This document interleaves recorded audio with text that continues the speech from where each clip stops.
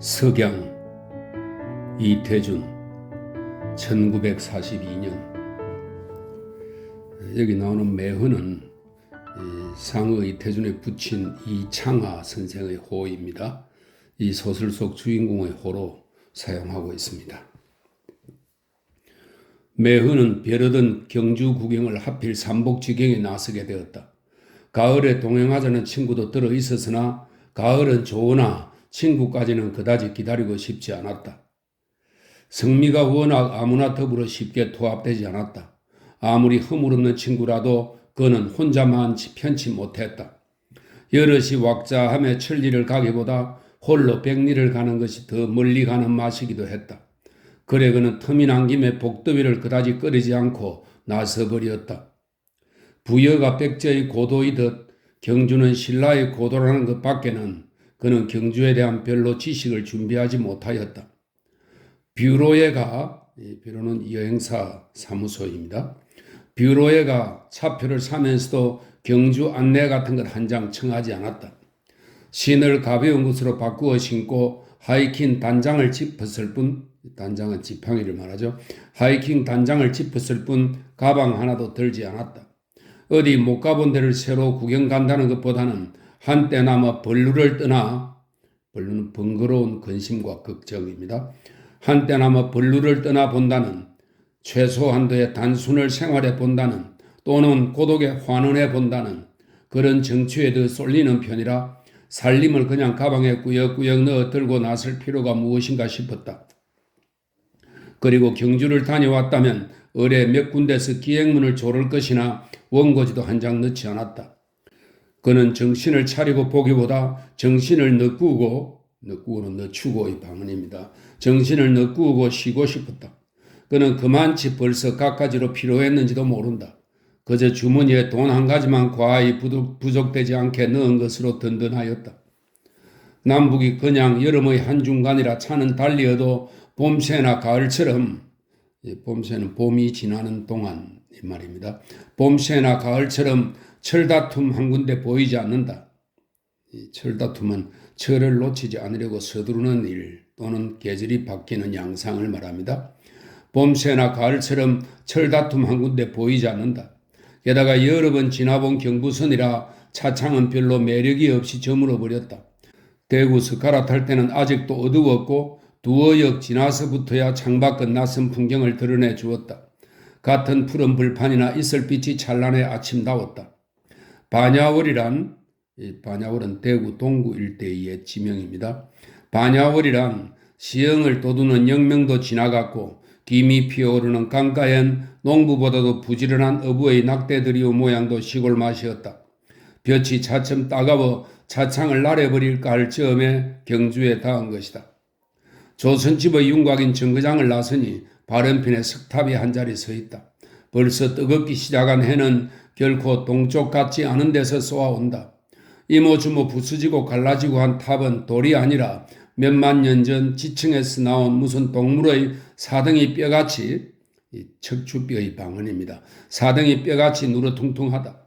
산이 빙빙 둘리었는데 자차분하게 깔리다만 시간은 경주가 아니라 경주의 부스러기란 느낌이었다.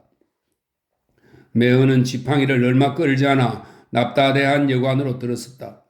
납다대한은 나지막하고 수수한 이 말입니다. 납다대한 여관으로 들어섰다. 방은 차지할 것도 없이 툇마루에 앉아 조반을 치르고 담배를 한 대 피우고는 박물관으로 찾아왔다. 조금만 더 넓었으면 거닐기 좋은 운치 있는 정원이다.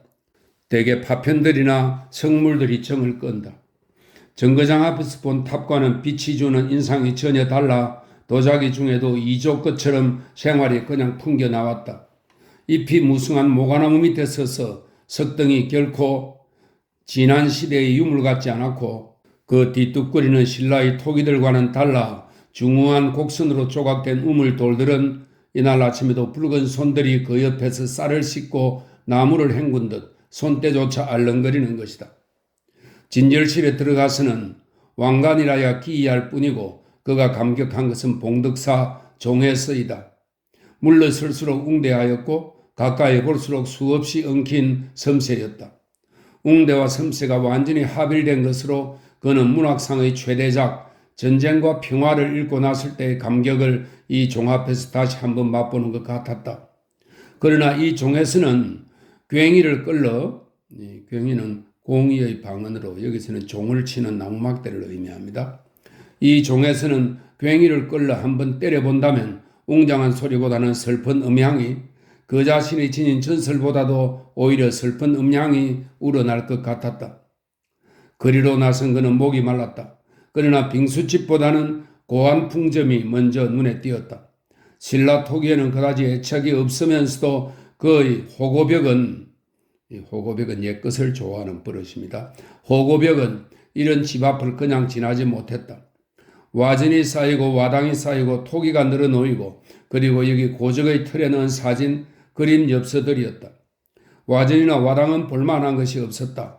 토기에는 서울수는 보기 드문 단순한 음각으로도 꽤 변화를 일으킨 것이 몇 가지 눈에 뜨인다. 이것도 사들고 다니고 싶지 않으나 공연히 버릇처럼 골라보는데 가게 안이 숨이 가쁘게 무덥다. 지짐이는 가스사로 짠 면적물의 하나입니다. 신축성이 있는 여름 속 옷감입니다. 지짐이 샤스 바람으로 옆에 와 섰는 소년에게 물을 한 그릇 청했다. 소년은 이내 안으로 들어갔다. 그러나 물그릇을 쟁반에 받쳐들고 나타나는 것은 소년이 아니라 웬 소녀다. 미목이 청수한데 매은은 놀랐다. 맑으면서도 가느스름한 눈매와 두 볼진 볼룩한 턱이 고요하고 듬직한 인상을 준다. 물이 꽤 차군. 우물에서 새로 떴어요. 의젓한 말소리를 듣고 보니 가슴 스건 키 스건 소녀는 아니다. 흰 바탕에 초록 나무잎이 듬성듬성 찍힌 수수한 원빛으로 위아래가 설멍하니 드러났다. 볕에 약간 끄을기는 했으나 알맞추 부른 팔과 다리엔 잠깐 본 동작이나 꽤 세련된 도회가 풍기는 처녀다. 매어는 반가웠다. 딸의 동물에도 좋을 나이지만 도회 사람에겐 도회적인 것만으로도 고향 사람처럼 반가운 듯 했다. 아마 어느 전문학교에 가 공부하다 방학에 와 있나 보다 했다. 매어는 거의 다 마신 물대접을 놓고 다시 주무르던 주전자도 아니요 항아리도 아닌 토기를 들고 먼지를 불었다. 더 좀 이상하게 된 건 없나? 원. 이상한 거요? 좀 재밌게 되고, 이상하고 재밌게 되고 평범하더라도 오래 두어도 애착이 변하지 않는 걸 고르시는 게 좋지 않아요? 매어는 입이 얼어 처녀의 얼굴부터 다시 쳐다보았다. 너무나 그의 말엔 훌륭한 함축이 있다. 오래 두고 봐도 애착이 변하지 않을 평범이란 그 처녀 자신의 얼굴을 가리키기도 함인 듯 그냥 담담할 뿐인 표정인데 무한 애착이 간다. 어떤 게 그런 걸까? 하나 골라주시오.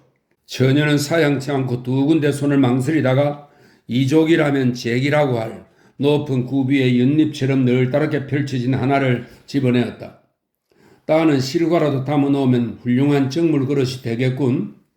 빈대로 놓고 보면 더 정물이죠. 처녀는 역시 간단히 해버리는 말인데 깊이가 있다. 고한 품을 다루는 집 딸이기로 다 이럴 수야 있으려 하고 처녀의 교양에 감탄하면서 매어는 얼른 돈을 치르기가 아까워졌다. 좀 더 그의 교양과 짓거려보고 싶었다. 그러나 앉을 자리도 없고 무엇보다 무더워서 여기 어느 여관이 나으냐고 묻고는 나와버렸다. 그 처녀에게 들은 여관을 찾아 점심을 먹고 다시 나서 첨성대와 석빙고를 보고 반월성 등성이를 걸어 계림을 지나 문천을 끼고, 문천은 현재의 경주 남천입니다. 문천을 끼고 오릉으로 향하였다. 꽤 늘어지게 걷는 길이었다. 언양 가도에 나섰어야 다리 건너로 옛 능운다운 울창한 송림이 보인다. 표식이 선 좁은 길은 어둡도록 소나무에 덮여 있었다. 천천히 걸어 땀이 들 만했었다. 소나무들이 좌우로 물러서며 아늑한 공지가 트이는데 봉분이라기보다 기름기름한 조금씩 모두 긴 이 말입니다. 기름기름한 잔디의 산이 부드러운 모필로 그은 듯한 곡선으로 허공을 향해 봉긋봉긋 올려솟는 것이다. 신라의 시조 박혁규씨를 비롯해 5능이 한자리에 모여 있음이었다.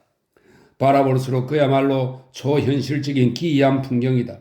가까이 이를수록 담이 가리워 발돋움을 하나 시원히 바라보이지 않는다. 긴 담을 끼고 나가보았다. 문은 잠겨 있었다. 할 수 없이 정문을 지나 겨우 봉분의 상반 윤곽만이 엿보이는 대로 계속에 땀을 끼고 돌았다. 대소가 다르고 고저가 다른 5봉분의 곡선은 보는 각도마다 얼마씩 다른 리듬과 하모니를 일으켰다. 거의 한 바퀴가 끝날 즈음이었다. 지형이 약간 도독해 있어 발돋움을 하기에는 가장 편리한 곳이었다. 매어는 단장에 힘을 주고 발 뒤축을 최고한도로 솟구어 능한을 엿보았다. 그러나 시원치 않고 오래 견딜 수도 없다. 그만 수건 올려 땀을 씻는데 문득 공중에서 이리 올라와 보세요 하는 소리가 난다. 놀라 돌려 쳐다보니 꽤 높은 소나무 중턱에서다. 매어는 머리가 쭈뼛하였다. 올라오세요. 여기서가 제일 좋게 봬요. 매어는 말소리를 인식하자 순간 반갑기도 했다. 그러나 주위가 너무 호젓한 데라 무슨 착각이나 아닌가 싶어 얼른 움직이지 못했다.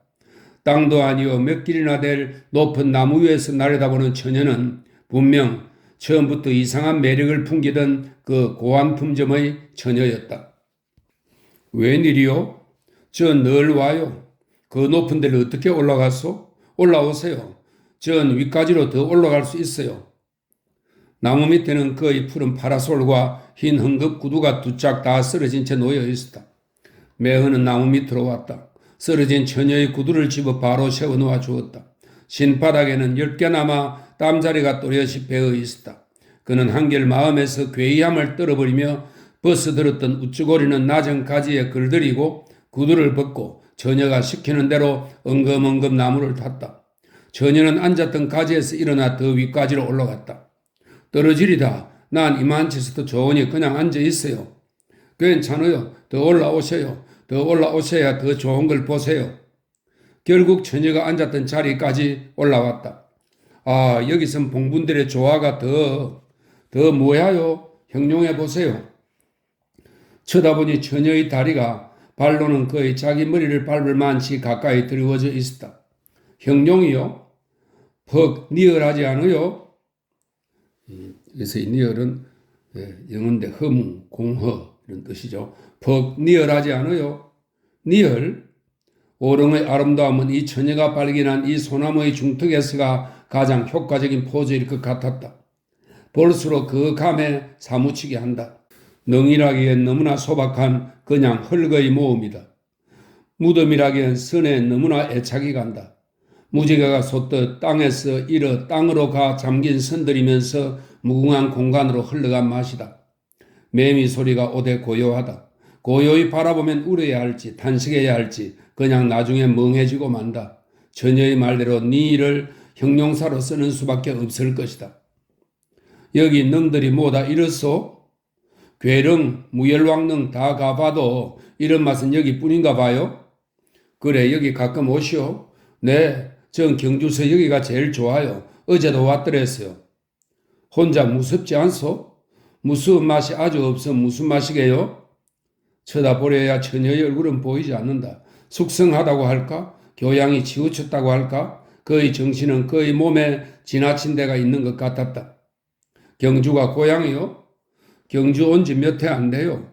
경성이들에서 매어는 굳이 캐어 묻기도 안 되어 화제를 돌렸다. 그렇지만 당신 같은 젊은 여성이 무엇으로 이런 능에나 자주 와 네 일을 즐기시오? 처녀에게서는 이번에도 대답이 날이 오지 않는다. 혼자 조용히 쉬는 데를 내가 와 떠들어 미안하오. 저 아깐 책 보더랬어요. 책이요? 네. 매어는 담배를 피워 물었다. 얼마 뒤부터 위에서는 책장 넘기는 소리가 났다. 매어는 경주에 잘 왔다 싶었다. 오릉의 신비한 곡선들은 사람에게 신비한 안식을 준다. 해는 첫 봉분 위에 그늘이 들기 시작했다. 매미 소리도 이런 데서 듣는 것은 더욱 유장하다. 어느덧 담배를 3대나 피우고 나니 능하는 그늘에 덮여버린다. 많이 쉬셨어요? 위에서 처녀가 정적을 깨뜨렸다. 잘 쉬었소. 여기서 당신을 못 만났다면 오릉을 헛보고 갈 뻔했구려. 전 인전 오금이 아파졌어요. 매언도 일어나 나무를 나려왔다. 나려와서 다시 놀란 것은 그 처녀가 들고 나려오는 책이었다. 바로 지난봄에 내인 자기의 수필집이다. 반가운 한편 무안스러웠다. 이런 네 일을 말하는 교양으로 본다면 비웃음을 면치 못할 초기의 감상문들이 꽤 여러 편 실렸기 때문이다. 요 앞에 냇물이 퍽 맑답니다. 같이 걸어도 괜찮소? 오세요. 인전 포석증에 남아 못 가실 거야요. 색을 띤 처녀의 걸음은 더욱 도시적인 보법이었다. 상체가 짧고 하체가 길어 양장에 어울리는 체격이다. 얼마 걷다가 매연은 물었다. 그 책 재미있습니까? 들어 좋은 글이 있어요. 그 사람 그 다른 것도 읽었어? 이 소설을 아마 더 써죠? 소설은 난 별로 안 읽어요. 왜요? 글쎄요. 소설은요 많이 못 봤어도요 너무 교훈이 많이 나오는 것 같아요. 그 책에 그런 게 없습니까? 들어 있어요. 그래도 꽤 친할 수 있는 것 같아요. 좀 고독헌인가 봐요. 고독 예찬이 많지 아마? 읽어보셨나요 이 책? 하며 처녀는 책을 쳐들어 보인다. 매은은 그저 자기를 감춘 채 읽었지요. 해버린다.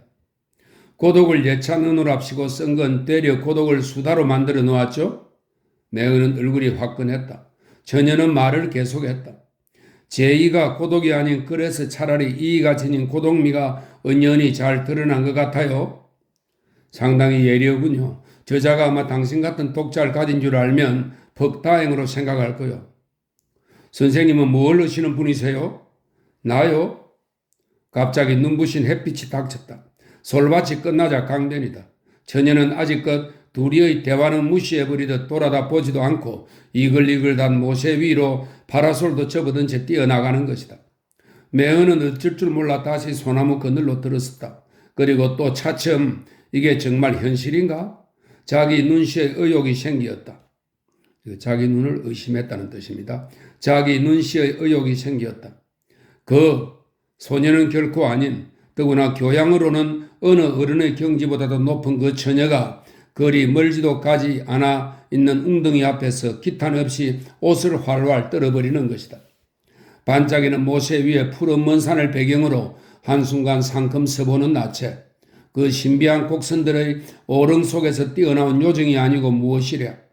탐방탐방 물은 빗긴 햇빛에 검쪽으로 뛰었다. 처녀는 그 속에 허무시 잠긴다. 이었고 상반신을 드러내더니 덥지 않으세요?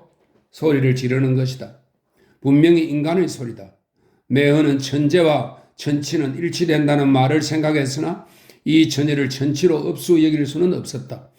어슬렁어슬렁 그 다음 웅덩이로 나래가 땀을 씻고 다시 올라왔을 때는 처녀는 옷을 입고 파라솔을 받고 발만 맨발로 무슨 곡조인지 나직한 노래를 부르며 어정어정 걷고 있었다. 매헌은 되도록 이 처녀의 기분에 간섭하지 않으려 하였다. 그의 천진을 상해하고 싶지도 않았고 옆에 사람이 있대 혼자이고 싶은 때는 곧 기탄 없이 혼자가 될 수 있는 그의 자연 그대로의 태도를 그는 본받고도 싶어졌다. 큰 길 다리 밑에까지 서로 혼자처럼 걸었다. 이 다리 아래가 퍽 시원하답니다. 참 서늘하군. 조금 더 있어야 큰 길은 식을 거야요. 하며 처녀는 발은 물에 담근 채 잔디에 자리를 잡고 앉는다. 매연도 같은 모양으로 옆에 앉았다. 다리 위로는 자전차도 버스도 사람들도 지나간다. 실례지만 무슨 학교를 다녔어? 저요? 처녀는 드물게 미소를 띈다. 내가 나이 자랑이야 그렇게 되오만 나도 딸이 중학에 다니는 것도 있다오. 반말을 쓴다고 어찌 알지 마우. 전혀 그런 데는 태평이랍니다. 해라라도 하세요. 아까 내가 속일래 속인 게 아니라 개면적어 내라 말을 안 해서만 사실은 그 책이 부끄럽지만 내가 쓴 거라오. 네? 매연 선생님이세요? 네, 호라오. 어쩌면요. 그렇게 정독을 해주니 고맙소. 그런 줄도 모르고 전 아까 마구 말씀드렸죠. 어디 막이요? 여간 절실하지 않았어. 어쩌면요. 처녀는 암만 해도 우연히 믿어지지 않는 듯 했다. 담담하던 두 눈동자가 날카로운 초점을 일으킨다. 매헌은 먼저 뜨거워지는 눈을 돌이켰다. 선생님의 글을 읽고 상상했던 선생님과는 아주 딴판이에요. 어떻게 다르우? 다니지 마세요. 글만 못하세요. 글만? 퍽 실제적인 인물이 있을 것 같네요. 매헌은 끌끌 웃고 실제적인? 글장수니까. 그러나 글력 내 것이니까 난 역시 기쁘. 하였지만 속으로는 자기 글에 약간 질투가 가는 심사다. 얼마 전 일이다. 어느 책갈피에서 자기의 동경 유학실 사진이 나왔었다. 자기인 줄 얼른 몰랐다. 내가 이렇게 젊었었나? 내가 이렇게 남에게 정열적 인상을 줄 수 있었나? 감탄하였고 지금의 얼굴을 거울 속에 비춰보고는 그만 사진을 찍고 싶던 충동이었던 것이 매어는 문득 여기서 생각이 났다. 물은 미뭉이는 그득히 고여 말입니다. 물은 미뭉이 소리 없이 흘러 오는 앞을 감돌아 날아간다. 바닥에서는 모새들도 흘러 발을 간지린다. 매어는 서글펐다. 자기의 얼굴에서 그래서보다 몇 배 더 발랄하 했을 낭만의 피를 뽑아간 것은 이 물처럼 흘러가고 거슬러 올 줄 모르는 세월이었다. 전 동지사단이다. 동지사단 도시샤 대학, 일본 교토에 있는 사립종합대학입니다. 전 동지사단이다 그만두었어요. 왜요? 영문과들에서? 네, 어머니도 돌아가시고 경주가 경도보다 더 있고 싶었어요. 어머님께서 언제 돌아가셨어? 지난번에 대상 치렀어요.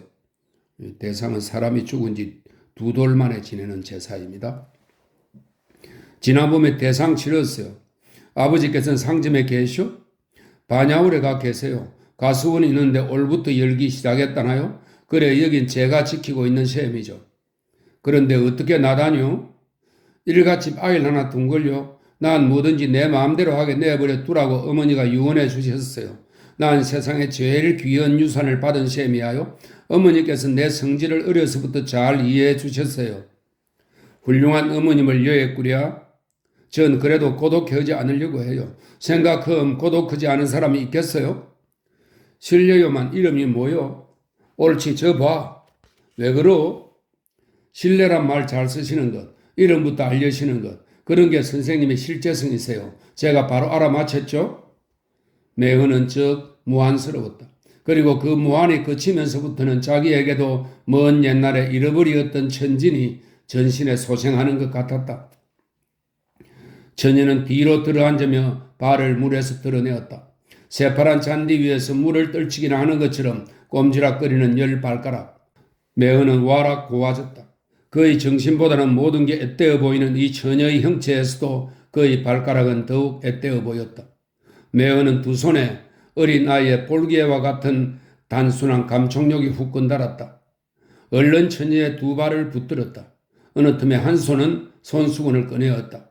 물을 발가락 쇠마다 닦고 모세를 튼 구두 속에 제짝씩 발을 넣어주고 단추를 똑똑 잠가 주었다. 어떻게 손이 자연스러웠는지 나중에 오히려 놀라웠다. 처녀는 역시 아무렇지도 않은 태도였다. 큰 길에 올라서서는 매어는 담배를 피우물고 처녀는 어릴 때 부르던 노래 같은 사사조의 무슨 곡조를 또 콧노래하며 걸었다. 다시 서로 혼자처럼 얼마를 제 생각들로 걸었다. 선생님, 내일 불국사 안 가시겠어요? 좀 안내해 주겠소? 덥지만 선생님 가신다면. 갑시다 그럼. 매헌의 여관 앞에 이르러서는 내일 차 시간을 의논하고 헤어졌다. 다시 온욕을 하고 저녁상을 물리고 나니 단열밤이라, 짧은 밤을 말합니다. 단열밤이라 어느덧 초경은 지났고, 초경은 저녁 7시에서 9시 사이입니다. 어느덧 초경은 지났고 몸도 굳은 자리에 뻗어보고 싶게 고뇌했다. 그래 누웠으나 잠은 오지 않았다. 어쩌면 그 처녀가 저녁 뒤에 놀러라도 와줄 것 같다.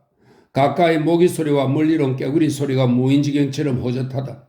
어쩌면 그 처녀가 이쪽으로 산보 삼아 저희 상점으로 와주지 않을까 하고 기다릴 것도 같다. 그렇다고 혜태 한갑을 거의 다 뽑으면서도 매어는 얼른 자리를 잃지는 못했다. 나다닐 때는 별로 다른 줄 모르겠어도 이렇게 한번 자리에 털썩 누웠다가는 좀처럼 일어나지지 않는다. 이런 때 집에서는 아내가 왜 점점 게을러 가시오? 하였으나 매은 자신은 게으름이 아닌 것을 벌써 수삼 년 전부터 은근히 깨달아 오는 것이다. 모든 게 혈기인가 보다. 매은은 메마른 두 손을 배 위에 맞잡고 무엇인지 자기의 마디마디 뼈를 해마다 무게를 가해 누르는 그 무영한 힘에게 편안히 인종하려 한다. 이튿날 처녀는 첫차 시간에 먼저 나와 있었다. 그 원피스, 그 맨발에 그 흰 구두, 그 파라솔이었다. 매어는 저만치 처녀를 발견하자 그의 앞으로 뛰어갔다. 퍽 반가웠다. 아침은 자기 인정에도 다시 오는 것 같은 신선이었다. 청춘은 청춘 그것만으로도 얼마나 미덕이냐. 한정거장 다음이지만 매헌은 이등표를 샀다. 타보는 것은 다음이요 우선 사는 기분이었다. 시골 아침차 2등실은 비어 있었다. 처녀는 아무 자리에나 창 가까이가 앉아버린다. 넓은 착간에 하필 그 처녀와 무릎을 맞대이려 들어갈 용기가 나지 않아 매어는 마주는 바라배는 딴 자리에 앉았다. 저게 안압지하요. 이것도 무슨 능이래요? 매어는 안압지보다 능보다 아침 식탁이 기름졌던 듯 가을 실과처럼 윤택해진 처녀의 입과 입속과 오락오락이 살아나는 것 같은 살랑대는 처녀의 이마 머리카락에 오락오락이는 한오락이입니다. 오락오락이 살아나는 것 같은 살랑대는 처녀의 이마 머리카락에 더 황홀한 정신을 두었다. 그러나 차는 햇볕과 바람이 그대로 비치고 풍기게만 달리지 않았다. 휘우뚱 돌아 처녀의 얼굴을 그늘지게도 달리었다. 처녀의 얼굴이 밝았다 어두웠다 서너 번의 불국사역이었다. 좁은 하이야 한 대는 하이야는 전세 자동차를 뜻하는 일본식 말입니다. 좁은 하이야 한 대는 손님을 터지게 실었다. 좁은 데서니 처녀는 매음보다도 넓은 자리가 필요했다. 괜찮대도요. 편히 푹 앉으세요. 그러나 매은은 더욱 차가 뛸 때마다 말을 타듯 엉성거리며 심리 언덕을 올랐다. 어때요? 사진보다 실지가 좋지요 여긴? 차에서 날에 몇 걸음 옮기지 못하고 둘이는 우뚝 서버린 것이다. 절이라기에 너무나 목가적인 서정이 무르녹았다. 정운교, 백운교 흐르는 듯한 돌청개에는 곧 무의라도 나타나 춤추며 날에 올 듯하다. 전 여기 저 돌청개를 오르락 나리락 하는 게 제일 좋아요. 신라 여자들은 어떤 신발이었을까? 매어는 처녀를 따라 백운교를 올라 정운교를 올라 자하문 안을 들었었다. 한길이나 돌을 세워 싸돌린 신라 독특한 양식이라는 대웅전의 단아한 기단, 동편엔 다보탑, 서편에는 석가탑, 매어는 종교적 이의를 떠나 탑이란 사람이 쳐다볼 수 있는 미술품으로는 최고의 형식일 거라 했다. 공간과 입체의 조화, 어느 히랍의 인체가 이처럼 자연스럽고 장엄하랴. 여기서건 저기서건 빈 주초가 많지 않아요. 이 절 경내에 건물이 2000여 칸이나 있을 때요. 얼마나 절비했을까? 그게 일주에 불이 붙었으니 여기가 황황 붙는 불바다였을 것 아니에요? 그 불바다 속에 이 두 탑만이 떡 버티고 서섰을 걸 상상해 보세요. 얼마나 영웅적이고 비극이었을까요? 그 말을 듣고 보니 탑들은 더 한층 엄연해 보인다. 돌을 쪼은 것이 아니라 녹여 부은 듯한 부드러운 곡선들의 다보탑은 여성적인 미의 극치요. 간수 하나 머리털 하나의 틈이 없이 짜진 석가탑은 금강역사 100을 뭉쳐 세운 듯한 강력적인 인상이다. 다복탑과 잘 대조되는 남성적 미의 극치다. 매어는 처녀와 가지런히 법령루에 걸어앉아 탑머리에 지나는 구름을 기다리며 보내며 한낮을 저희들도 구름인 듯 유유히 지내었다. 호텔에 와 점심을 같이 하였다. 복도라기보다 전망대로서 서늘한 등의자가 군데군데 놓여 있었다. 처녀는 영지를 향해 가장 전망이 좋은 자리로 매은을 이끌었다. 매은은 담배를 들고 처녀는 태극선을 들고 깊숙이 의자의 의지에 먼 시선을 들었다. 몇십 리 기장이나 될까? 뽀얀 공간을 건너 검푸른 산마루를 첩첩이 둘리었는데 그 밑에 한 골짜기가 번쩍 거울처럼 빛났다. 저게 영지로군? 네, 아사니가 빠져 죽었다는. 전 여기서 내다보는 이 공간이 말할 수 없이 좋아요. 땅은 오름과 일맥상통하는 유구한 니힐이 떠돈다. 가만히 살펴보면 작은 구렁들이 있고 숲들이 있고 꼬불꼬불 길이 달아나고 꼬불꼬불 냇물이 흘러가고 산 모퉁이마다 작은 마을들이 있고 농과 밭들이 있고 그리고 그 위에 구름이 뜨고 다시 그 구름의 그림자가 마을 위에 혹은 냇물 위에 던져져 있고 무심히 보면 그냥 푸르스름한 땅과 뿌연 대기뿐 아무것도 없노라 하여도 그만일 것이었다. 매어는 피우던 담배를 버리고 긴 하품을 쉬었다. 얼마 아니하여 둘이는 쿨쿨 잠이 들어버렸다. 얼마를 잤는지 아랫도리에 해가 뜨거워 매은이 먼저 깨었다.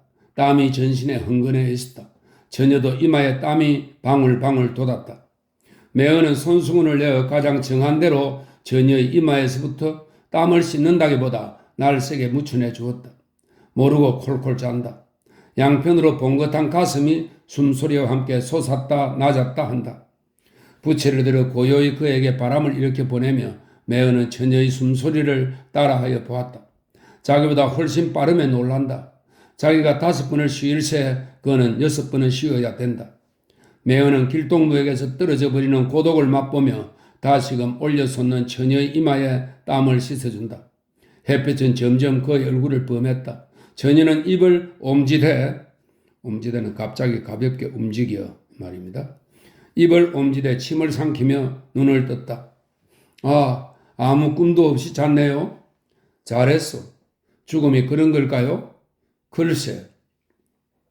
둘이는 도랑으로 나래와 목마를 했다. 덕목입니다. 나래와 목마를 했다.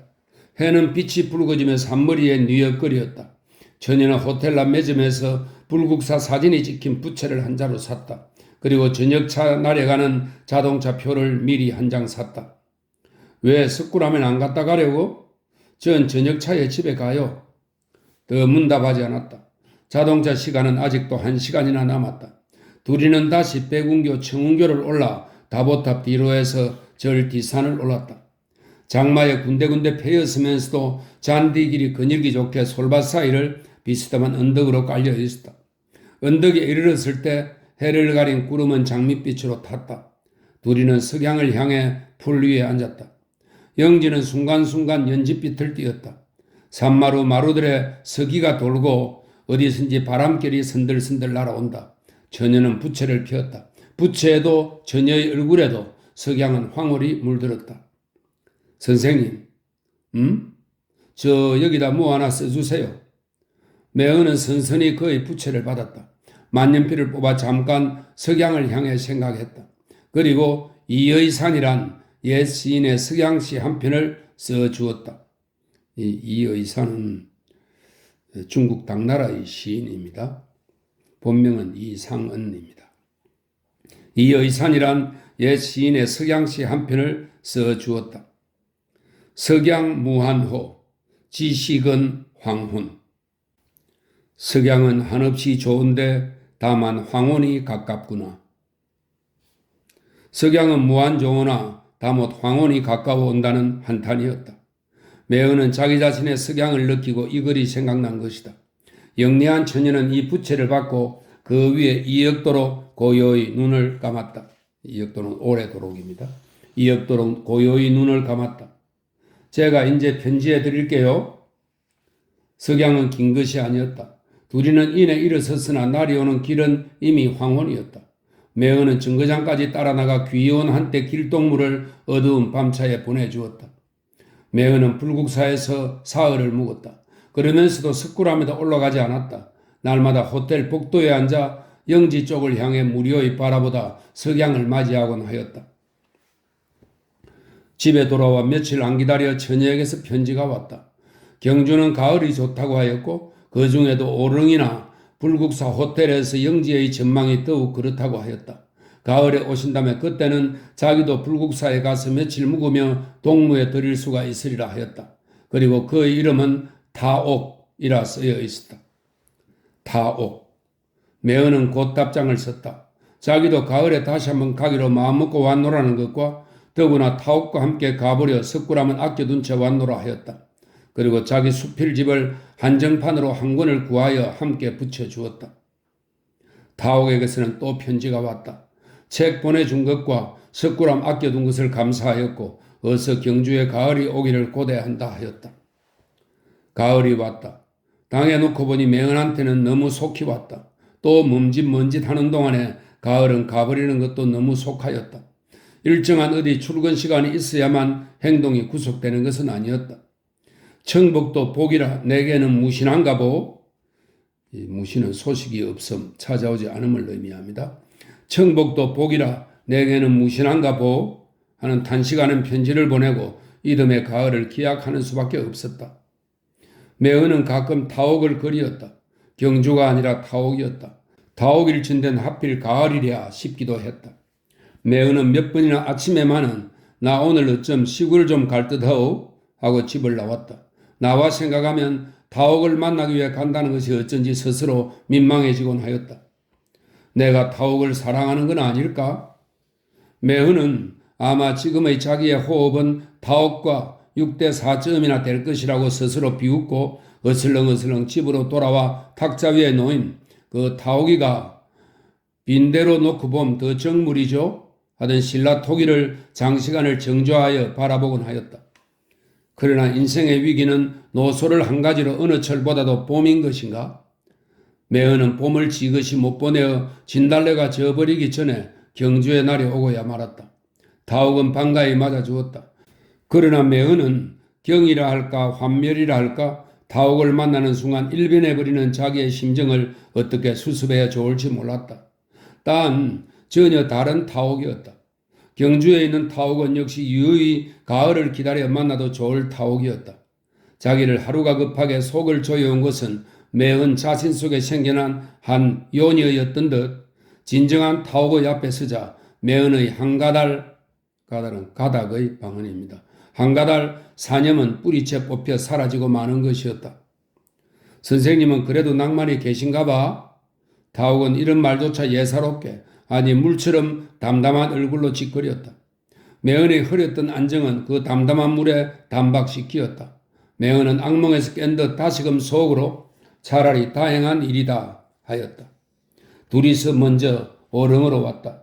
그 소나무에 타옥이 먼저 오르고 매은이 따라 올랐다. 오릉의 니일한 맛은 봄이나 여름이나 다를 것 없었다. 이들은 그날로 불국사로 왔다. 백운교 청운교의 긴 청계는 한결같이 곧 무이라도 나타나 춤추며 날이 올 것만 같은 서정이었다. 솔리빌망정 땅 기운을 띄어 푸르건만 다보탑과 석가탑은 그저 한 빛깔 한 자세였다. 오, 두 스핑크스여, 언제까지나 저렇게 서 있을 건가? 매은은 즉 처량해졌다. 호텔에 왔을 때는 이미 영지가 짙은 황혼에 묻혀버린 뒤다. 남포불 밑에서 저녁을 먹고 남포불 밑에서 옛전설을 음미하고 문학을 이야기하고 미술을 이야기하고 나라들의 흥망을 이야기하고 때로는 깊어가는 밤 자취의 옛말입니다. 깊어가는 밤 자취에 귀를 기울여 이 밤의 달은 지금 지구의 어둠의 점을 휘멀거니 비추고 있을까를 의논하고 아무래도 매음 편이 고나여 먼저 더렁더렁 코를 골았다. 이튿날은 석굴암으로 올라갔다. 석굴은 자연과는 사귀지 않은 오로지 인조미의 전당이었다. 예술의 황홀경이었다. 타옥의 말대로 돌에서 근육과 능나의 미를, 능나는 비단입니다. 근육과 능나의 미를 느낀다는 것은 감탄할 따름이었다. 타옥은 불타의 무릎 위에 떨어진 바른편 손의 새끼손가락만은 떼어 가지고 싶다 하였다. 처음엔 매어는 그냥 보여지는 대로의 개념이나 얻으면 그만이라 하였다. 그러나 너무나 정력적인 미의 압도에는 정신을 차리지 않고는 견딜 수가 없었다. 먼저 석굴을 구조에부터 눈을 더듬기 시작했다. 매어는 이내 피로를 느꼈다. 밖으로 나와 한참 쉬어가지고 불상들을 살펴보기 시작했다. 정면의 불타상은 무슨 찬사를 드리는 것이 오히려 경망스럽기만 할 것 같았다. 불타상 바로 뒤에 섰는 11면 관음, 아무리 고운 여자라도 정말 숭고한 미란, 종교를 또는 철학을 체득하지 않고는 발휘하지 못하는구나 깨달았다.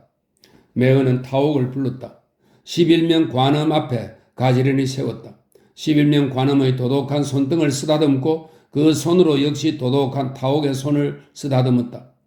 지 천명이 내일 모레인 자기의 그 집요한 삿된 정욕을 만나는 일순의 돈만경에 빠뜨려, 이 돈만경은 까맣게 잊어버리는 상태입니다. 만나는 일순의 돈만경에 빠뜨려 놓는 타옥도 역시 자기에겐 숭고한 영혼의 여성이었다. 타옥, 구라는 한결 엄숙한 정적이었다. 매어는 타옥과 함께 불국사에서 사흘을 지내었다. 매어는 사흘 동안 타옥은 이조 백자와 같은 여자라 생각하였다. 화려한 그릇들은 안절자리를 다투는 것이요. 주인이 눈을 다른 데로 줄까 세우는 것이요. 세우는 시기하는 의의 말입니다. 세우는 것이요. 보면 볼수록 소란스럽고 피로해지는 것이나 이조 백자는 모두가 그와 딴 쪽이다. 바쁜 때는 없는 듯 보이지 않으나 고요한 때는 바로 옆에서 기다리고 있었다. 고요히 위로와 안식을 주며 싫어지는 날이 없는 영혼의 그릇이다. 매어는 서울에 돌아오는 길로 자기가 문과 위에 두고 일야에 애모하던 이런 밤낮입니다. 일야에 애모하던 이조백자의 필가 하나를 필가는 북거리입니다. 이조백자의 필가 하나를 타옥에게 보내주었다. 정말 가을이 오고 또 봄이 오고 다시 가을이 오고 그동안 타옥과의 순결한 한묵은 끊어지지 않았다. 이 한묵은 편지입니다. 문한과 필묵을 말합니다. 한묵은 끊어지지 않았다. 매헌은 어느 책사와 전작 한 편을 약속하였다. 가을 안으로 출간해야 한다는 것을 초겨울이 되도록 팔고가 되지 않았다. 달풀을 책상에 꼬부리고 앉았더니 옆구리와 어깨가 결리는 것은 물론 전과 달라 현기까지 난다. 날이 차츰 차지어 방을 덮이니 기름기 없는 피부가 조이는 것은 마음까지 윤습을 잃어버리게 하였다. 윤습은 촉촉함이죠. 윤습을 잃어버리게 하였다. 매헌은 그의 집에서 탈거를 못하고 해운대 온천으로 가지고 왔다. 경주와 가까운 데라 오는 길로 타옥에게 알리었다. 그러나 원고를 끝내는 날 다시 알릴 터이니 그때 오라 하였는데 타옥은 다음 기회를 기다리지 않고 먼저 나타난 것이다. 타옥은 만발이었다. 그의 무늬도 친 연두저고리는 그의 얼굴을 연당에 솟은 한 송이 연꽃으로 보여주었다. 매헌에겐 늙음이 오는 새 타옥에겐 청춘이 절정으로 올려 다른 듯 하였다. 을에 그랬을 것이었다.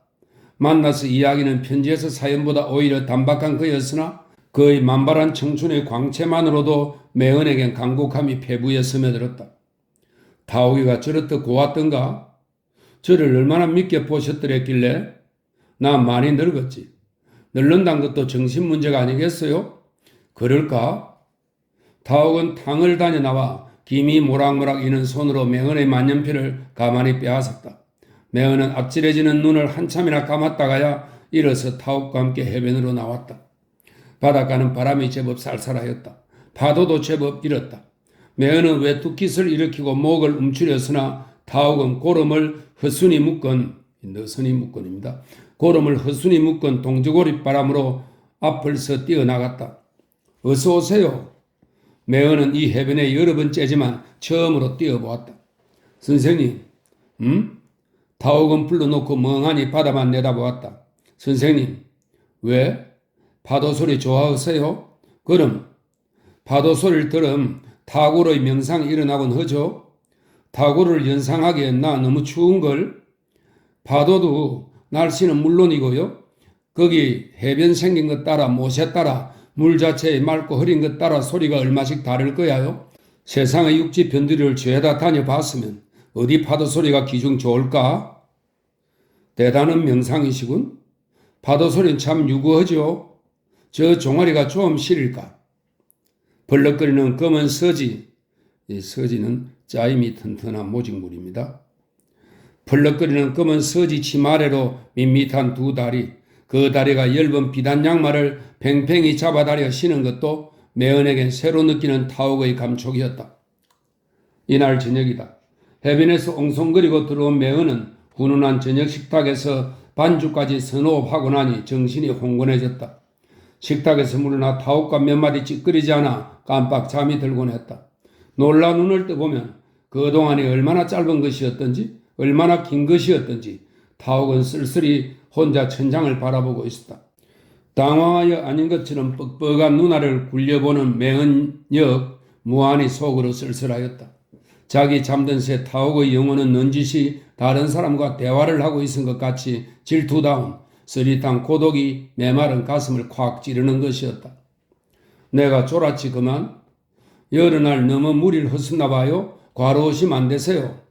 그리 과로랄 것도 없는데 그래 경주 근방에서도 고려 자기가 드러난다고? 경주랬어요 누가? 김했어요. 저 계룡산 계통 같으나 계룡보다 훨씬 유흥게 부드럽고 순하다 뜻입니다. 훨씬 유흥게 가끔 출토된다는군요. 무한급 비슷한 게 있지 그게? 매헌은 또 깜빡해버렸다. 선생님 그게 그렇지만 고려는 아니고 일찍 주무세요. 타옥은 후스마를 열고 옆방으로 가버렸다. 매헌은 또 의자에 앉은 채 졸았다. 얼마쯤 뒤에 눈을 떠보니 술이 획 깨이며 오싹 추워진다. 당으로 갔다. 1시간이나 후끈히 몸을 데워가지고 나오니 자리에 들어가기가 아깝도록 정신이 맑아진다. 또 최근의 경험으로 보아 초저녁에 잠깐이라도 졸고 나면 일찍 눕는 데야 여간에 잠이 오지 않는 법이다. 담배를 피워 물고 붓을 들기 시작했다. 붓을 든 동안처럼 시간이 빠른 때는 없다. 어느 틈에 손이 시리도록 몸이 식었을 때 바시시 후스마가 열리었다. 흥컨 머리를 한 손으로 매만지며 한 손으로는 자리옷을 여미며 잠옷입니다. 자리옷을 여미며 타오기가 나타났다. 몇인 줄 아세요? 그제야 매어는 시계를 들여다보았다. 새로 2시가 가까웠다. 무리하지 마시래도요, 네? 매어는 붓을 던지고 기지개를 켜고 일어났다. 잠에 취했던 타옥은 봉긋한 턱 아래까지 복사꽃으로 붉으면서도 세포에 있었다. 그만 주무세요. 작게. 타옥은 다시 제 방으로 가더니 제 베개를 들고 왔다. 그리고 매은의 베개를 집어다 제자리에 놓았다. 선생님이 저 방에 가 주무세요. 왜? 글쎄요. 왜? 글쎄요. 하며 타옥은 매은의 자리에 누워버리는 것이었다. 매은은 더 묻지 않았다. 따스하게 녹은 자리를 주는 타옥의 마음에 거기 입맞추고 그 온천보다는 향기롭기까지 한 타옥의 체온 속에 부건히 묻혀버렸다. 얼마를 잤을까? 해운대에 와 처음 늦잠이었다. 눈을 떠보니 창장 사이로 햇빛이 눈부시다. 시계를 집으려 머리맡을 더듬으니 웬 종이 한 장이 집힌다. 집어다 보니 타옥의 글씨다. 선생님, 전 갑니다. 최근에 약혼을 했습니다. 어제 저녁에 이야기 끝에는 이런 말씀도 드리려고 했으나 그만 기회가 없었습니다. 오늘 아침 배에 거기가 동경으로부터 와요. 부산으로 마중을 가려니까 선생님 깨시기 전에 그만 가버리게 되는 거야요. 용서하세요, 네? 너무 무리하시지 마시고 편안히 쉬시며 좋은 작품을 잘 완성시켜 가지고 올라가시기 바랍니다. 선생님, 저희들 장례를 축복해 주세요, 네? 매어는 벌떡 일어났다.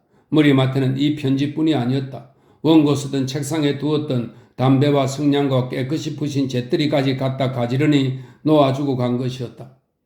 매어는 한참이나 턱을 고이고 눈을 감았다가 타옥의 편지를 다시 읽어보았다. 후스마를 획 열어보았다. 텅 비어 있었다.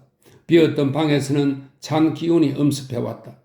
매어는 담배를 집었다. 방갑이 넘어 남은 것을 차례차례 다 태우고야 겨우 일어났다. 가버리었구나. 종일 마음이 자리 잡히지 않았다. 술도 마셔보았다. 담배를 계속해 피워도 보았다. 저녁녘이 되자 바람은 어제보다 더 날카로운 것 같으나 매어는 해변으로 나와 보았다. 파도 소리는 어제와 다름없었다. 타오고의 말대로 파도 소리는 유구스러웠다. 석양은 해변에서도 아름다웠다. 그러나 각각으로 변하였다. 너무나 속히 황혼이 되어버리는 것이었다.